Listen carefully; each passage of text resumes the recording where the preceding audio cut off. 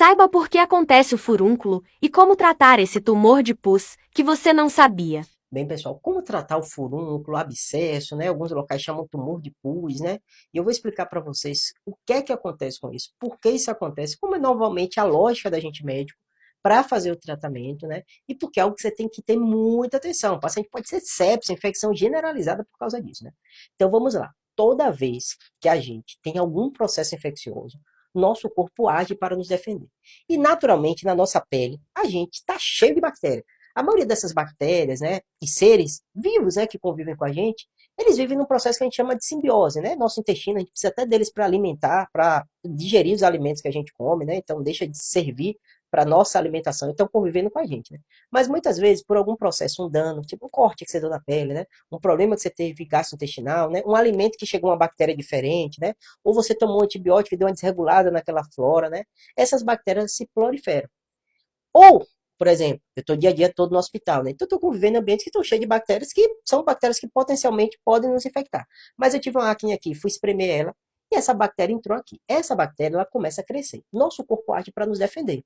Então gera aquela inflamação, fica vermelhinho, aquilo leva uma série de células de defesa para matar aqueles agentes. Na grande maioria das vezes mata e resolve e você não vai ter problema nenhum.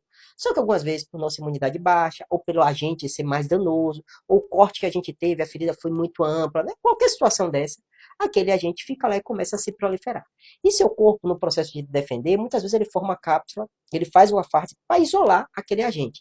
E aquele agente, muitas vezes, ali está crescendo, danificando o tecido, aumentando o volume, e aí é o famoso furúnculo, abscesso, que muitas vezes ele dá ou na pele, logo embaixo da pele, que é o mais comum de acontecer, né? E todo mundo fala, precisa drenar, precisa fazer alguma coisa, ou pode estar até por baixo do músculo, né? Porque às vezes ele cresce lá para dentro, né?